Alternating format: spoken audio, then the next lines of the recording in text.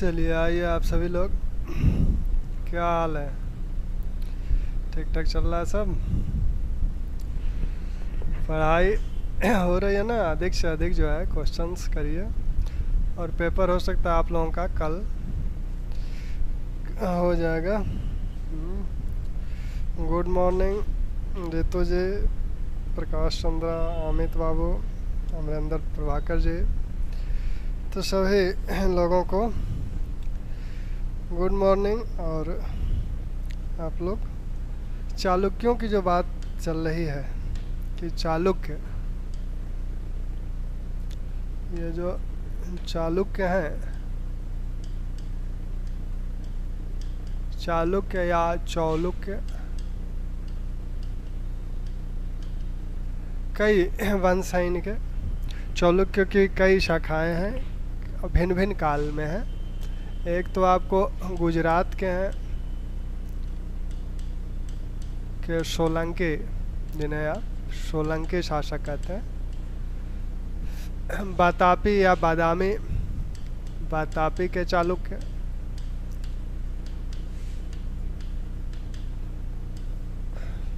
वेंगी के चालुक्य, वेंगी के चालुक्य। और आपके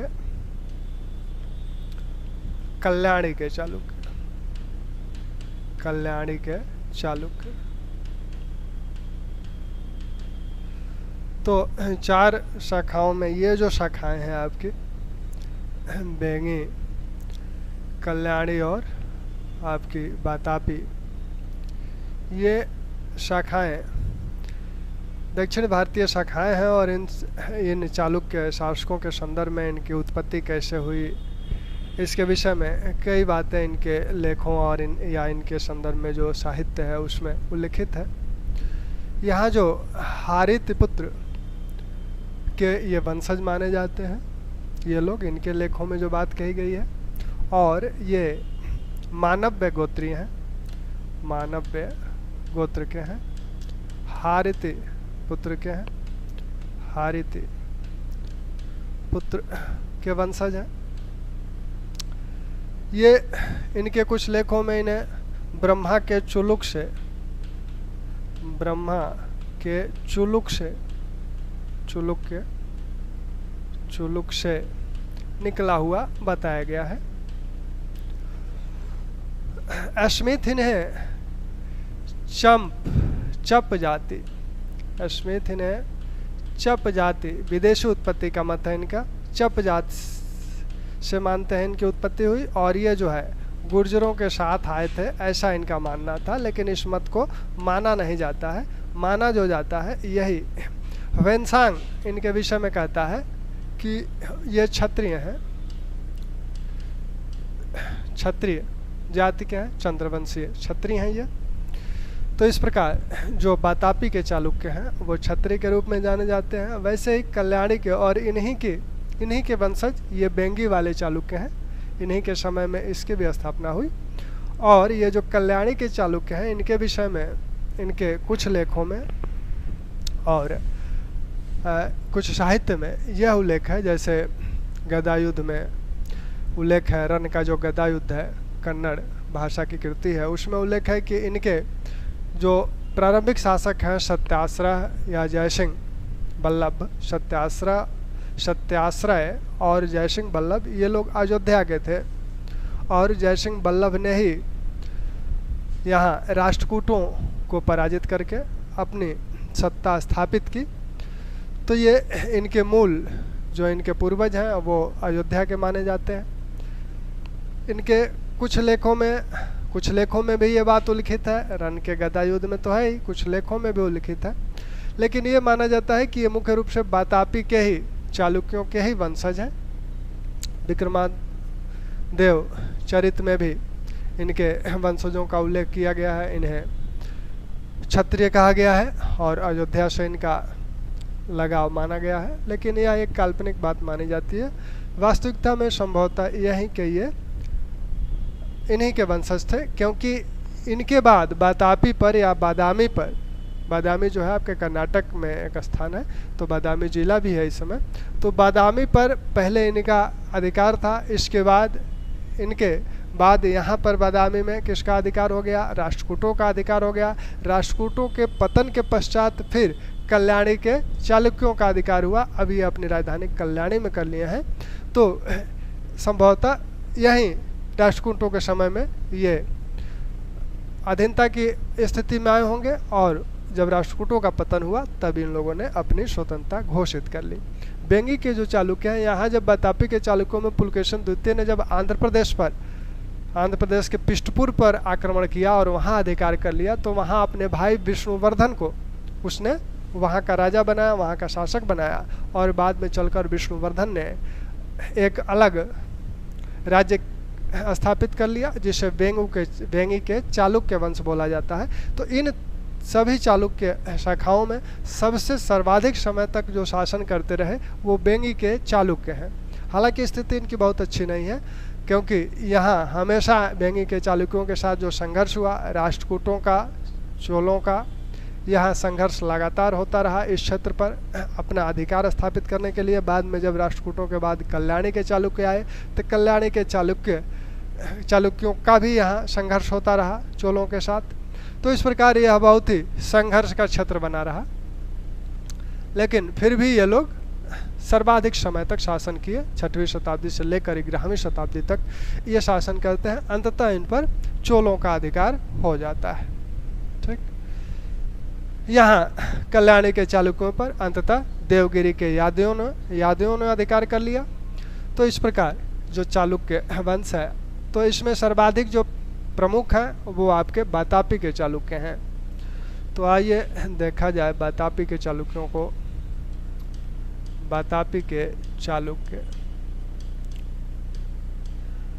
ये जो वातापी के चालुक्य हैं, यहाँ कुछ राजाओं का नाम पहले से मिलता है, सत्याश्रय, रणराग जैसे राजाओं का नाम मिलता है। लेकिन इसकी माना जाता है कि ये लोग पहले कदम्ब राजाओं के सामंत थे। कदम्ब राजाओं के ये सामंत थे। कदम्ब वंश जो है इनके राजाओं के ये सामंत हैं। अंततः पुलकेशिन प्रथम ने अपनी स्वतंत्रता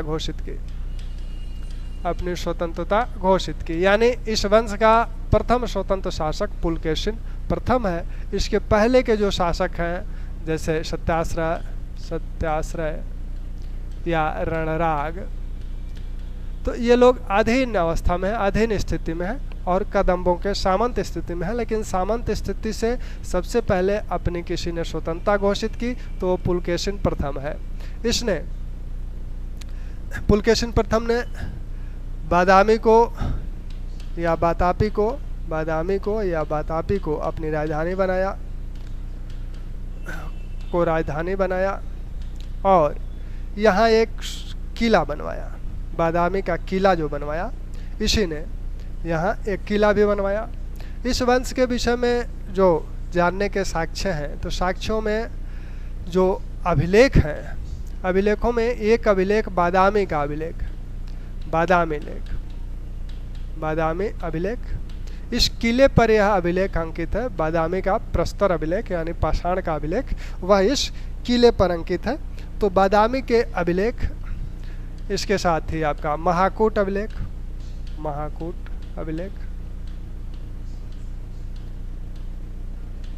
लोहनारा लेख और सबसे महत्वपूर्ण जो लेख है वो है एहोल अभिलेख।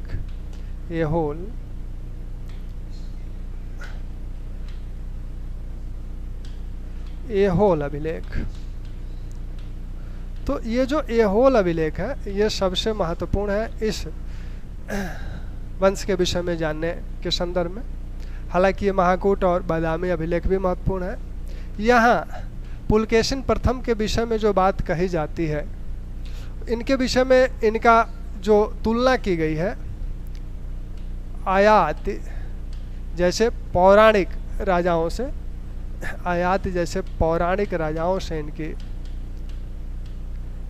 से इनकी तुलना की गई है। साथ ही इन्हें ब्राह्मणों का आदर करने वाला, ब्राह्मणों का आदर करने वाला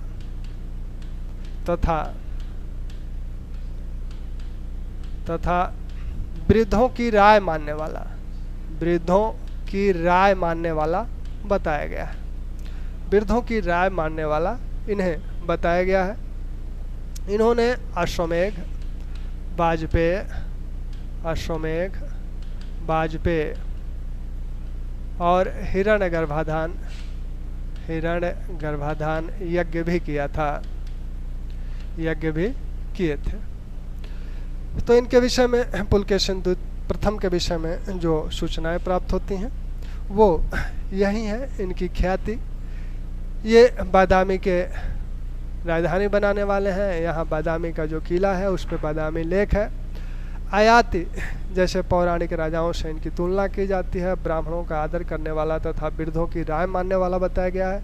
अश्वमेघ, वाजपेय, हिरण्यगर्भाधान आदि यज्ञ इन्होंने किया था। ठीक, अब पुलकेशिन प्रथम के बाद इनका जो शासनकाल है, शासनकाल पुलकेशिन का 533 से 66 ईस्वी पुलकेशिन का शासनकाल माना जाता है। इनके बाद जो शासक बनते हैं 566 से 598 ईस्वी तक जिनका शासनकाल है वो है कीर्तिवर्मन प्रथम। तो दूसरे जो शासक हैं कीर्तिवर्मन प्रथम, इनका महाकूट लेख है और इनके विषय में ये माना जाता है कि ये वातापी के प्रथम निर्माता माने जाते हैं। वातापी के प्रथम निर्माता माने जाते हैं। वातापी के प्रथम निर्माता क्यों माने जा रहे हैं? क्योंकि इन्होंने वातापी को बहुत ही किलों और मंदिरों से सजाया था, इसलिए ये वातापी के प्रथम निर्माता माने जाते हैं। वैसे तो वातापी को राजधानी के रूप में पुलकेशिन प्रथम ही स्थापित कर चुका है, लेकिन इसे विभिन्न भवनों आदि से सुसज्जित करने का श्रेय इनको दिया जाता है, इसलिए इन्हें वातापी का प्रथम निर्माता माना जाता है। इन्होंने विभिन्न जो जैसे कोंकण के जो मौर्य हैं, कोंकण के मौर्यों को इन्होंने जीता, उन पे अधिकार किया। कर्नूल के नलवंशी शासकों को इन्होंने पराजित किया, उस पे अधिकार किया। तो इस प्रकार इन्होंने अपना क्षेत्र विस्तार किया और मुख्य रूप से इनका जो क्षेत्र था वो महाराष्ट्र, कर्नाटक और आंध्र प्रदेश का क्षेत्र था। आंध्र प्रदेश तक के क्षेत्रों पर इनका अधिकार था। कीर्तिवर्मन प्रथम का शासनकाल 566 से 98 लगभग 98 तक इनका शासनकाल है। इनका जो पुत्र है पुलकेशिन द्वितीय वह अल्पवयस्क है। तो ऐसे में इनके जो भाई हैं मंगलेश वो शासक बनते हैं। तो कीर्तिवर्मन के बाद जो शासक बनते हैं वो आपके मंगलेश शासक बनते हैं। और मंगलेश शासक जब बने तो बहुत दिन तक ये शासन नहीं किए। 598 से 610 ईस्वी तक लगभग इन्होंने शासन किया मंगलेश ने कलचुरी शासक बुद्धराज को पराजित किया। कलचुरी शासक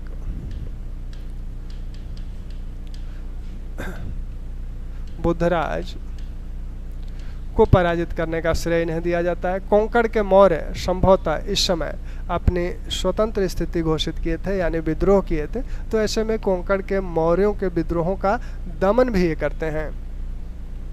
लेकिन बाद में क्या होता है कि ये अपने पुत्र, क्योंकि इनका जो भतीजा है पुलकेशिन द्वितीय जो कीर्तिवर्मन का पुत्र है, कीर्तिवर्मन का पुत्र कौन है? पुलकेशिन द्वितीय है।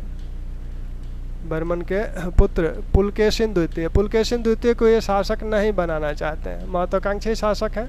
तो इसलिए ये अपने पुत्र को शासक बनाना चाहते हैं। इंद्रवर्मन इनका पुत्र है तो उसको ये शासक बनाना चाहते हैं। ऐसे में पुलकेशिन चालुक्य वातापी को छोड़कर बाहर चला जाता है और वहाँ से शक्ति प्राप्त करके मंगलेश से युद्ध करता है और मंगलेश को मारकर पुलकेशिन द्वितीय शासक बनता है।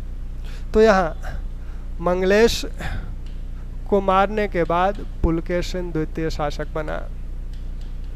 इस वंश का सबसे प्रतापी शासक पुलकेशिन द्वितीय है। मंगलेश को मारने के बाद, मंगलेश से इसके चाचा जो मंगलेश हैं उनसे युद्ध होता है, क्योंकि ये अपने पुत्र इंद्रवर्मन को शासक बनाना चाहते हैं, जबकि वास्तविक उत्तराधिकारी पुलकेशिन द्वितीय है। तो पुलकेशिन द्वितीय से इनका संघर्ष होता है और मंगलेश को मारने के पश्चात ये शासक बनते हैं। प्रारंभिक स्थिति अव्यवस्थित थी, अव्यवस्था की स्थिति थी। जब उत्तराधिकारी युद्ध हो रहे होंगे किसी भी राज्य में तो राजनीतिक अव्यवस्था की स्थिति होगी। ऐसे में जो सामंत हैं वो अपने को स्वतंत्र करेंगे। इस समय भी वही हुआ। पुलकेशिन द्वितीय के समय भी, इनके प्रारंभिक समय में अनेक सामंतों ने अपनी स्वतंत्रता घोषित कर दी। यानी ये जो कोंकण के मौर्य हैं, अलूप हैं, चंद्रक हैं या गंग हैं, इन सब ने अपनी स्वतंत्रता घोषित कर दी।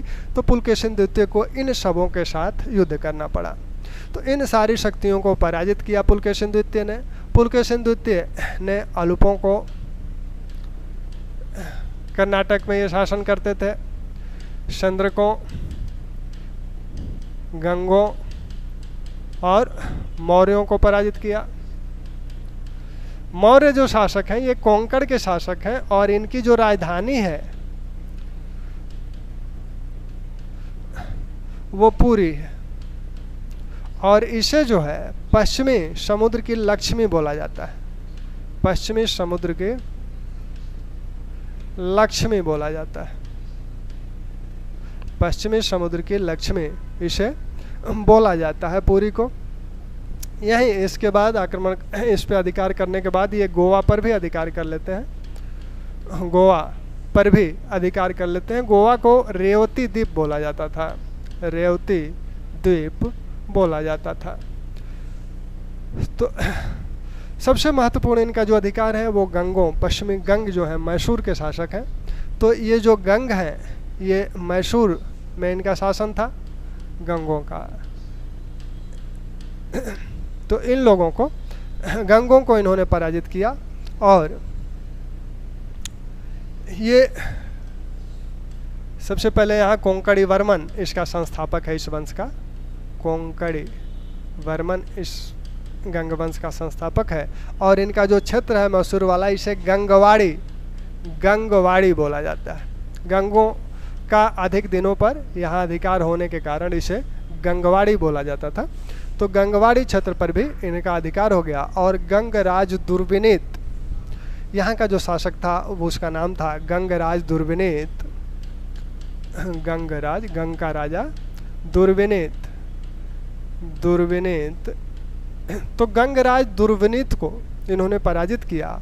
और गंगराज दुर्विनीत ने अपनी पुत्री का विवाह पुलकेशिन द्वितीय से कर दिया।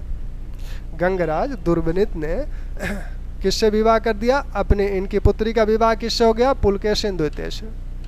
पुलकेशिन द्वितीय से इसकी पुत्री का विवाह हो गया। तो इस प्रकार गंगराज दुर्विनीत इनका मित्र हो गया, मैत्री संबंध हो गया। अब जो पल्लव और चालुक्य संघर्ष की शुरुआत है, वह पल्लव और चालुक्य संघर्ष की शुरुआत भी यहीं से होती है, पुलकेशिन द्वितीय के समय से ही। हालांकि उसके पहले एक और युद्ध इनका है, वो है हर्ष के साथ युद्ध। हर्ष के साथ युद्ध को हम लोग हर्षवर्धन में देख चुके हैं। हर्ष के साथ जो युद्ध हुआ, इस युद्ध के विषय में जो साक्ष्य है वो आपका एहोल अभिलेख है और साथ में ह्वेनसांग है। ह्वेनसांग कहते हैं कि मोहोल्लाच यानी महाराष्ट्र का जो राजा है वह बड़ा वीर है और वह शीलादित्य की अधीनता नहीं स्वीकार किया, यानी हर्षवर्धन की अधीनता नहीं स्वीकार किया। ठीक।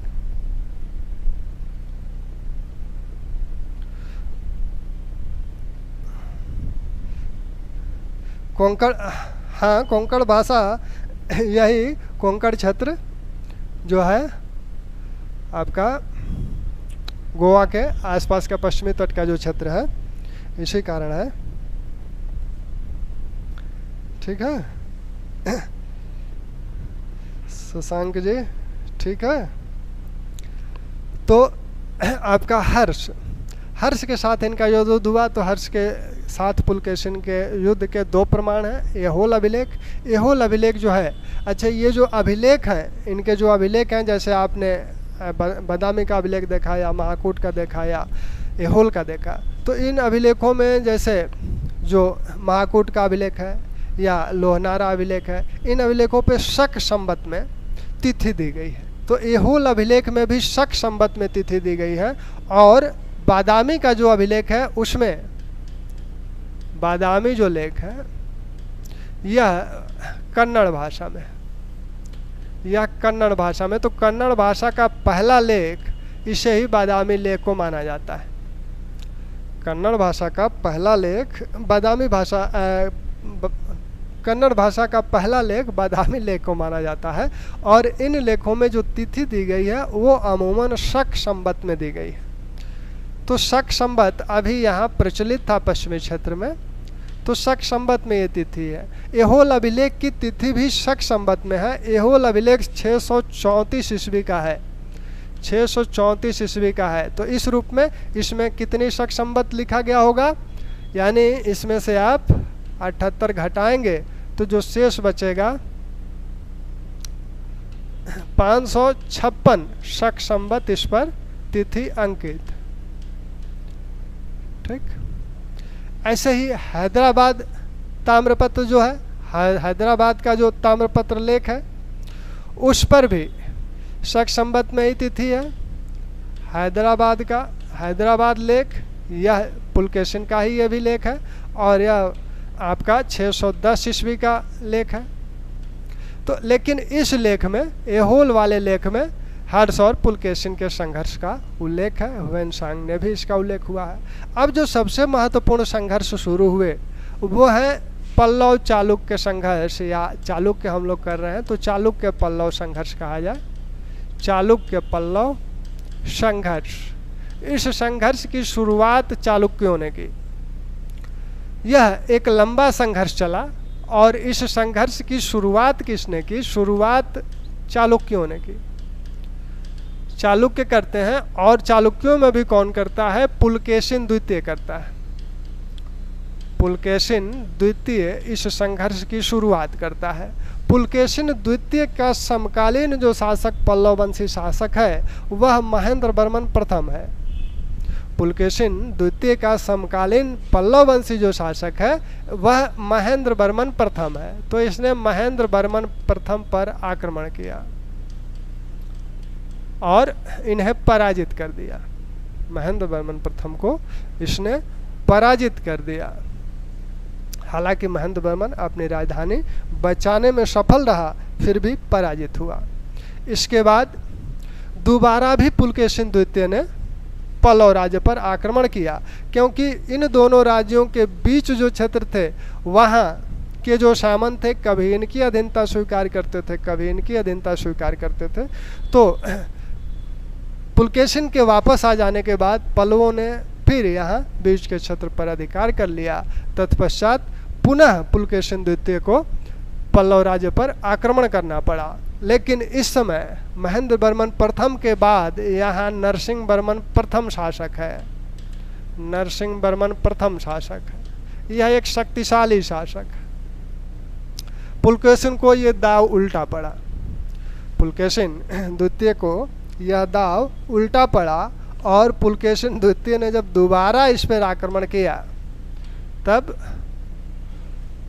नरसिंह वर्मन इन्हें पराजित किया, और सिर्फ पराजित ही नहीं किया बल्कि इनकी राजधानी पर आक्रमण किया।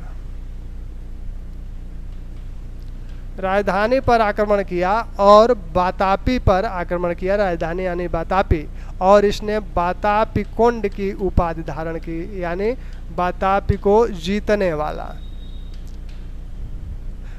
बादामी में जो मल्लिकार्जुन देव मंदिर है उस मल्लिकार्जुन देव जो मंदिर है, इस मल्लिकार्जुन देव मंदिर पर एक लेख अंकित है, नरसिंह वर्मन प्रथम का लेख है, और उसमें वह बातापी कोंड की उपाधि धारण करता हुआ दिखाया गया है। तो यहाँ ये दाव इनका उल्टा पड़ा था और पुलकेशिन द्वितीय संभवतः मारे भी गए।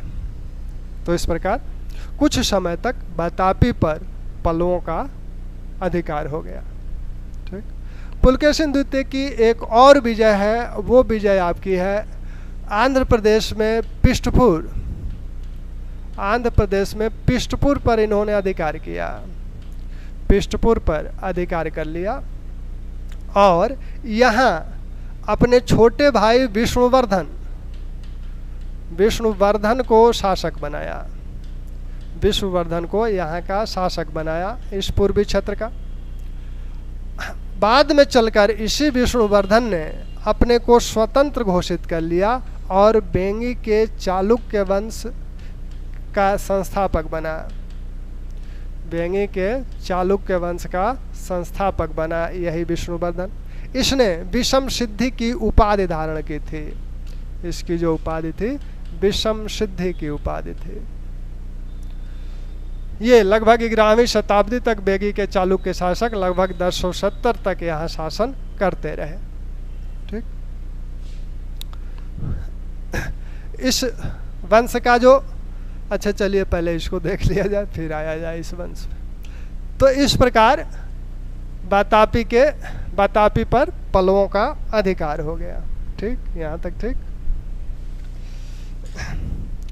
चालुक्यों की जो उपाधियां हैं वो श्री बल्लभ, पृथ्वी बल्लभ, इस तरह की जो उपाधियां हैं ये चालुक्यों की उपाधियां हैं। श्री बल्लभ, पृथ्वी बल्लभ जैसी उपाधियां चालुक्यों की उपाधियां हैं। पुलकेशिन को एक और नाम से जाना जाता था और वो नाम था परमेश्वर। विभिन्न अभिलेखों में इन्हें परमेश्वर नाम से भी जाना गया है, परमेश्वर नाम से भी बुलाया गया है, बताया गया है इनका एक नाम परमेश्वर। ठीक,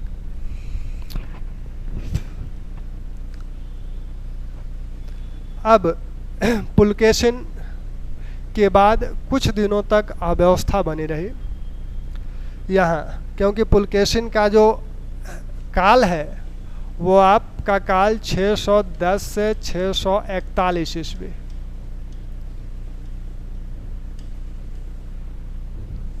610 से 641 ईस्वी। 641 के बाद यहाँ अव्यवस्था उत्पन्न हो गई। तब कुछ दिनों तक अव्यवस्था रही। इसके बाद विक्रमादित्य प्रथम शासक बनता है 655 के आसपास और इसने वातापी पर अधिकार किया। वातापी पर अधिकार करने में इसका सबसे महत्वपूर्ण सहयोग जिसने दिया वो इसके नाना गंगराज दुर्विनीत, क्योंकि गंगराज दुर्विनीत की बेटी का विवाह पुलकेशिन द्वितीय से हुआ था, पुत्री का विवाह पुलकेशिन द्वितीय से हुआ था, तो उन्हीं का ये पुत्र है। तो गंगराज दुर्विनीत इसके नाना, अपने नाना गंगराज दुर्विनीत से सहायता प्राप्त कर दुर्विनीत से सहायता प्राप्त करके इसने अपनी राजधानी पर अधिकार प्राप्त किया और नरसिंह वर्मन को यहाँ से वापस लौटाया। वो चले गए। इसका पल्लवों के साथ इसका भी संघर्ष हुआ।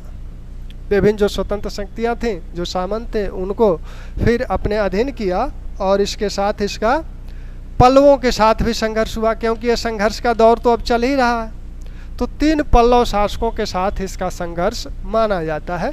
3 पल्लव शासकों के साथ संघर्ष हुआ। एक तो नरसिंह वर्मन प्रथम है, जिन्होंने राजधानी पर अधिकार किया था, तो उनसे राजधानी को मुक्त कराया। फिर महेंद्र वर्मन द्वितीय, महेंद्र वर्मन द्वितीय, और फिर आपके परमेश्वर वर्मन प्रथम। तो ये 3 पल्लव वंश के शासकों के साथ विक्रमादित्य का संघर्ष होता है। इस संघर्ष में इसने उन्हें पराजित किया, मतलब राजधानी को मुक्त कराया। यहाँ मैसूर में इनको पराजित किया और इनके उत्तराधिकारी जब परमेश्वर वर्मन प्रथम बने तब पुनः इसने पल्लव राज्य पर आक्रमण किया, लेकिन इस बार भी दाव गलत साबित हुआ। हालांकि चालुक्य लेखों में ये कहा गया है कि इसने परमेश्वर वर्मन को पराजित किया, जबकि पल्लव लेखों में ये कहा गया है कि प्रारंभिक पराजय मिली। उसके बाद परमेश्वर वर्मन प्रथम ने विक्रमादित्य प्रथम को पराजित किया। तो यहाँ जब इसने आक्रमण किया तो परमेश्वर ब्रह्म प्रारंभ में पराजित हुआ, लेकिन बाद में इसने अपनी शक्ति को सुदृढ़ किया और 2 मोर्चा खोल दिया युद्ध का। एक सेना इसने बातापी पर आक्रमण के लिए भेजा। शिरुतोंड इसका सेनापति था, शिरुतोंड इसका सेनापति है। उसके नेतृत्व में एक सेना बातापी पर गई। यहाँ विक्रमादित्य के जो 2 पुत्र हैं, विनयादित्य और विजयादित्य, उन लोगों ने बातापी को तो बचा लिया, लेकिन पुलकेश विक्रमादित्य प्रथम का ध्यान केंद्रित हो गया यहाँ। और यहाँ पर पुरुनवलन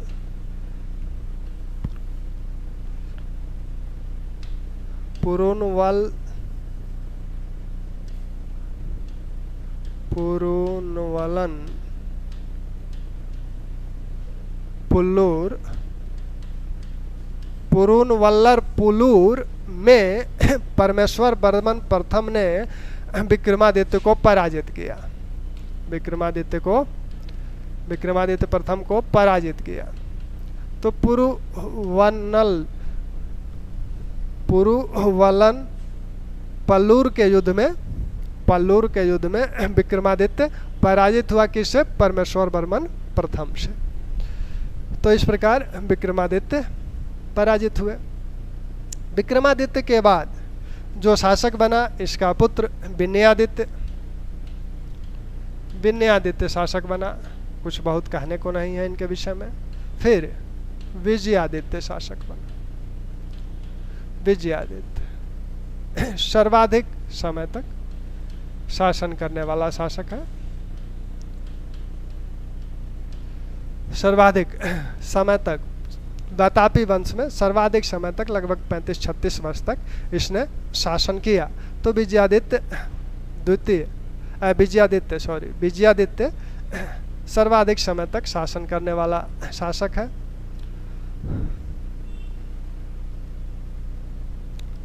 यहाँ विजयादित्य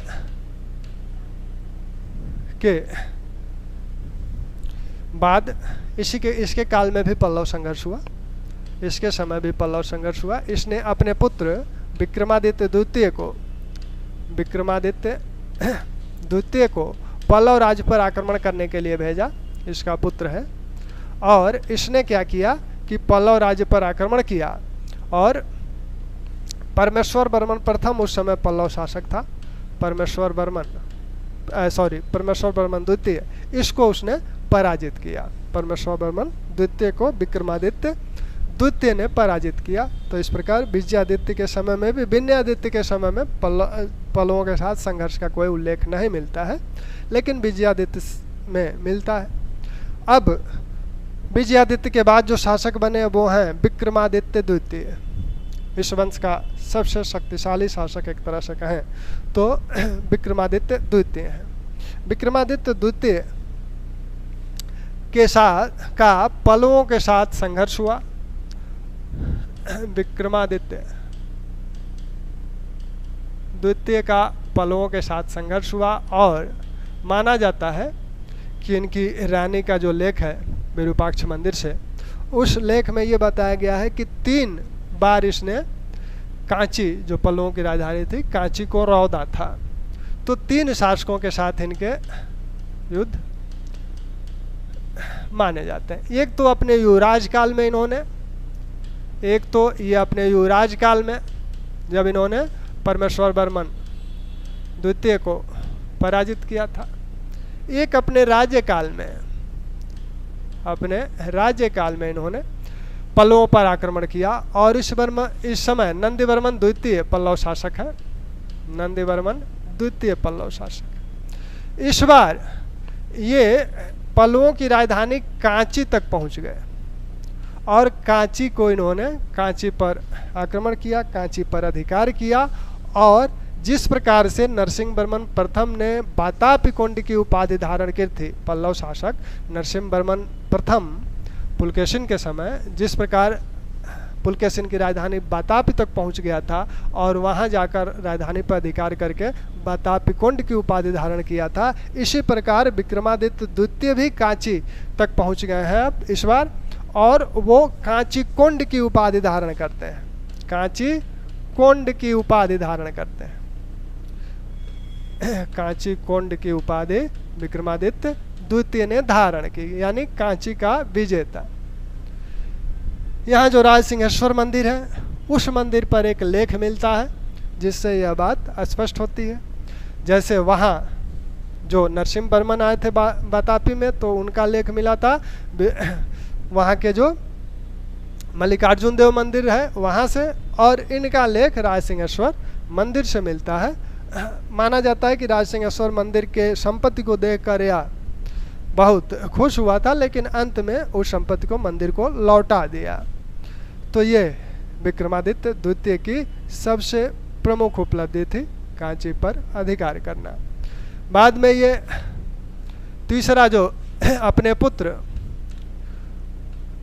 पुत्र ये कीर्तिवर्मन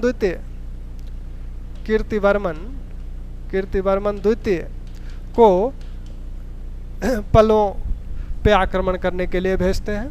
तो इस प्रकार 3 बार पलों के साथ इनका संघर्ष माना जाता है, जैसा कि इनकी रानी के लेखों में है। प्रतापी शासक हैं।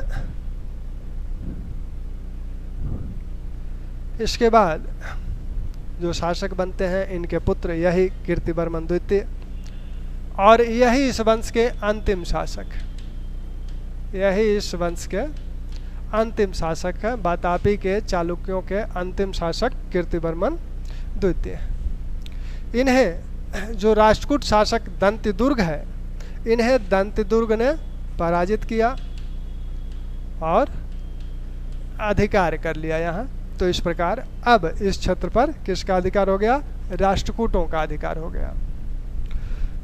ठीक, इन्हीं के समय, विक्रमादित्य के समय, एक अरबों का आक्रमण भी हुआ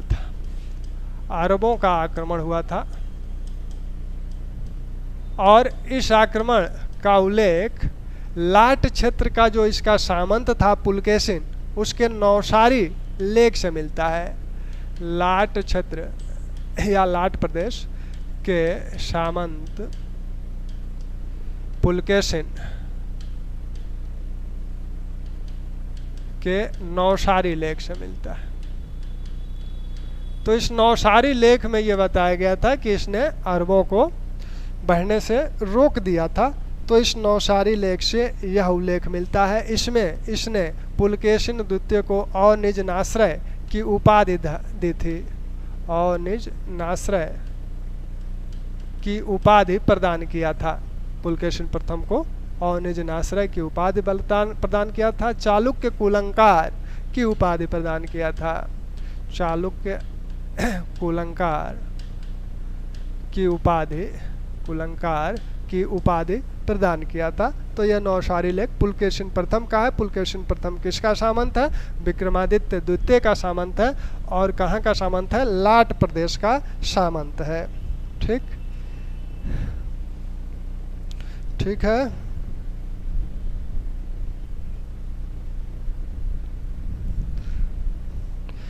अब यहाँ जो विक्रमादित्य द्वितीय हैं, इनकी 2 रानियां हैं। विक्रमादित्य द्वितीय की 2 रानियां हैं।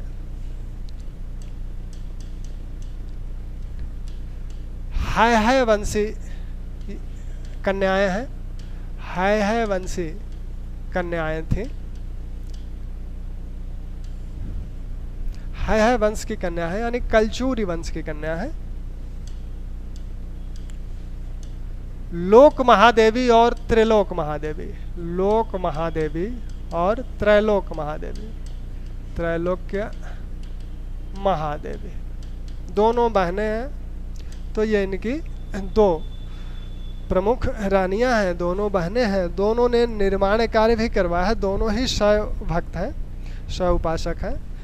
लोक महादेवी ने एक मंदिर का निर्माण करवाया था, जिसे पत्तडेक्कल में चालुक्यों के समय के 10 मंदिर मिलते हैं, जिसमें से 4 आपके नागर शैली के हैं और 6 द्रविड़ शैली के हैं। तो उसी में से एक विरूपाक्ष मंदिर है। उस विरूपाक्ष मंदिर का निर्माण इस लोक महादेवी ने करवाया था। पत्तडकल का सबसे महत्वपूर्ण मंदिर है, द्रविड़ शैली का मंदिर है यह, और इसका निर्माण लोक महादेवी ने करवाया था। त्रैलोक महादेवी ने भी एक मंदिर का निर्माण करवाया था, त्रैलोकेश्वर। यहीं पर इन्होंने त्रैलोकेश्वर मंदिर का निर्माण त्रैलोक महादेवी ने भी करवाया था। बादामी के जो चालुक्य हैं, इनसे संबंधित जो इनके सांस्कृतिक पक्ष हैं, सांस्कृतिक पक्षों में सबसे महत्वपूर्ण जो इनका पक्ष है वो है कि पूरे चालुक्य काल में लगभग यहाँ ऐहोल में अनेक मंदिर बने, बादामी में 4 गुहाएं बनाई गई, पत्तडकल में आप देख ही रहे हैं 10 मंदिर बने, ऐहोल में तो इतने मंदिर लगभग 70 मंदिर हैं जिन्हें मंदिरों का नगर ही बोला जाता है। उन मंदिरों की बातें हुई हैं पहले। पत्तडकल में 10 मंदिर हैं जिसमें से 4 नागर शैली के हैं, और उसमें से आपके पापनाथ जो मंदिर है वो नागर शैली का मंदिर है, और भी नागर शैली के मंदिर हैं, और 6 जो हैं द्रविड़ शैली के मंदिर हैं, जिसमें सबसे प्रमुख पत्तडकल के मंदिरों में सबसे प्रमुख मंदिर आपका विरूपाक्ष मंदिर है, जो कि विक्रमादित्य द्वितीय की रानी लोक महादेवी द्वारा निर्मित किया गया। बादामी में 4, यहाँ जो है ऐहोल में जैन मंदिर भी हैं। ऐहोल के जो सबसे प्रमुख मंदिर हैं वो लाढ़ मंदिर है, लाढ़खा का मंदिर, और मेगुती मंदिर। तो मेगुती मंदिर को आप का निर्माता कौन है, कमेंट में बताएं जल्दी। मेगुती मंदिर का निर्माता कौन है?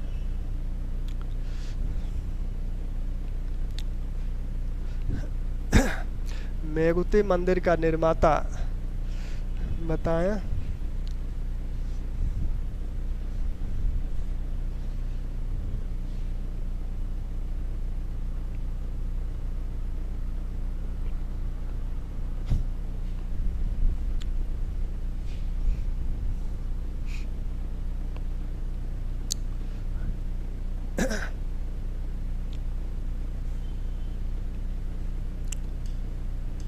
मेगुती मंदिर ये आपका ऐहोल में है, ऐहोल में।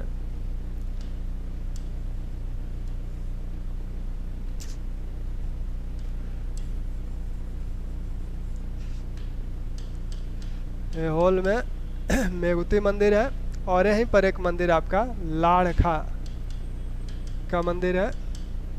यह एक मुस्लिम संत थे, उनकी कुटिया यहाँ थी, कुटिया के पास ये स्थित था, इसलिए इसे लाढ़खा का मंदिर बोला जाने लगा। इस मंदिर का निर्माण कोई नहीं बताया अभी, रवि कीर्ति। इस रवि कीर्ति के विषय में आप जानते हैं। इस रवि कीर्ति ने ही क्या किया था, ऐहोल लेख, ऐहोल लेख, इसी मंदिर पर यह लेख अंकित है। यह लेख ऐहोल रवि कीर्ति ने अंकित कराया था, और यह मंदिर जो मेगुती मंदिर है यह जैन मंदिर है। आदिनाथ के लिए मंदिर बनवाया गया था, तो ये जैन मंदिर है। तो ऐहोल में ब्राह्मण धर्म संबंधी मंदिर भी हैं और जैन मंदिर भी हैं। वैसे ही बादामी की जो 4 गुफाएं हैं उसमें से एक वैष्णव धर्म संबंधी हैं, 2 शैव धर्म संबंधी हैं और एक जैन धर्म संबंधी हैं। तो ऐहोल लेख में, अब ये ऐहोल लेख की जो विशेषताएं हैं, इन विशेषताओं को आप जानते हैं संस्कृत में है, और संस्कृत में लिपि जो है इसकी द्रविड़ ब्राह्मी है, द्रविड़ ब्राह्मी लिपि है। इस पे जो तिथि है वो शक संवत में है, और रवि कीर्ति ने यह दावा किया है कि इस लेख को लिखकर हमने, यह प्रशस्ति के रूप में है, हमने कालिदास और भारवी की बराबरी कर ली। कालिदास और भारवी की बराबरी करने का दावा भी करते हैं, भारवी की बराबरी कर ली, यानी उनके जैसा यश हमने प्राप्त कर लिया। कालिदास और भारवी जैसा यश प्राप्त करने का ये दावा भी करते हैं। तो ये आपका बादामी का चालुक्य वंश रहा। अब चालुक्य वंशों में बादामी का चालुक्य वंश रहा। इसके बाद जो वंश हैं उसमें आपके जो कल्याणी के चालुक्य हैं या बेंगी के चालुक्य हैं, उनके विषय में थोड़ी सी कुछ बातें हैं। बेंगी के चालुक्य जो हैं उनको आपने देखा ही, इस वंश की स्थापना पुलकेशिन द्वितीय के छोटे भाई विष्णुवर्धन ने किया था और उन्होंने विषम सिद्धि की उपाधि धारण की थी। चालुक्य वंशों में सर्वाधिक समय तक शासन करने वाला वंश है, लेकिन यहाँ के शासक जब कमज़ोर होते थे तो इन पर चोल भी अपना अधिकार करना चाहते हैं, राष्ट्रकूट भी अपना अधिकार करना चाहते हैं। और जब राष्ट्रकूटों के बाद कल्याणी के चालुक्यों का उदय होता है तो इनके साथ भी संघर्ष होता है। चोल दरअसल ये बीच के शासक हैं, ये बीच में ये राज्य है, इधर चोल हैं, इधर आपके चालुक्य हैं या राष्ट्रकूट हैं और चालुक्य हैं। राष्ट्रकूट हैं और चालुक्य हैं, कल्याणी वाले चालुक्य, कल्याणी वाले चालुक्य। तो इस पे ये भी अपना अधिकार करना चाहते हैं, ये भी अपना अधिकार करना चाहते हैं। तो यहाँ के जो दुर्बल शासक हैं वो कभी इनकी अधीनता स्वीकार करते हैं, यहाँ का शासक शक्तिशाली है तो नहीं तो इनकी अधीनता स्वीकार करते हैं। तो ये पूरा संघर्ष, इसके लिए इस बीच में बेंगी पर अधिकार करने के लिए इन दोनों में संघर्ष लगातार चलता रहा। फिर भी यहाँ इनकी स्थिति बनी रही। अंत में क्या हुआ कि यहाँ के अंतिम शासक विजयादित्य सप्तम है, विजयादित्य सप्तम यहाँ के अंतिम शासक हैं और अंत में चोलों ने इस पर अधिकार कर लिया। बेंगी पर अंततः चोलों का अधिकार हो गया। तो बेंगी के चालुक्यों से बहुत कोई प्रश्न बनना नहीं है। यहाँ के संस्थापक अंतिम शासक किसका अधिकार अंततः हो गया वो है। यहाँ जो राष्ट्रकूटों के बाद कल्याणी के चालुक्यों का उदय हुआ, कल्याणी के चालुक्य वंश के संस्थापक तैलप द्वितीय हैं, तेल या तैलप द्वितीय। तैलप द्वितीय ने कल्याणी पर यहाँ राष्ट्रकूटों को पराजित करके अपना शासन स्थापित किया। इस वंश में जो शासक हैं, तैलप के बाद सत्याश्रय शासक हैं, फिर आपके विक्रमादित्य पंचम शासक बनते हैं, जय सिंह शासक बनते हैं, फिर सोमेश्वर प्रथम शासक बनते हैं। तो ये शासकों का क्रम चलता रहता है और अंततः इस वंश का सबसे शक्तिशाली जो शासक है वो विक्रमादित्य षष्ठ है। विक्रमादित्य षष्ठ, इसने चोलों को भी पराजित किया, राजेंद्र चोल को पराजित किया और बेंगी पर कुछ दिनों के लिए इनका अधिकार रहा। सोमेश्वर जो है, सोमेश्वर का यहाँ जो संघर्ष आपने पहले देखा था किसके साथ, परमारों के साथ। भोज की राजधानी पर उसने धारा पर आक्रमण कर उसे जला दिया था। तो सोमेश्वर प्रथम के वो कुछ कार्य थे। फिर आपने सोमेश्वर प्रथम ने अंततः क्या किया था कि नर्मदा नदी में कूदकर अपनी आत्महत्या कर ली थी स्वेच्छा से। विक्रमादित्य षष्ठ की अनेक उपाधियां हैं। इनकी जो रानी है जयलक्ष्मी लक्ष्मी देवी, वो इनके साथ मिलके शासन करती हैं और इन्होंने नर्मदा नदी तट पर एक महापुरुष दान यज्ञ भी कराया था। ठीक, तो इनसे संबंधित कुछ तथ्य हैं जिनको आगे लिखा देंगे। और सबसे थोड़ा सा महत्वपूर्ण इस वंश के जो शासक हैं वो आपके पश्चिमी चालुक्य, पश्चिमी चालुक्य यानी आपके गुजरात के चालुक्य, जिन्हें आप सोलंकी शासक भी कहते हैं। तो मूलराज प्रथम, मूलराज द्वितीय या भीम प्रथम, भीम द्वितीय जैसे वहाँ शासक हैं, तो उनकी बातें। ठीक, धन्यवाद। हरि राम।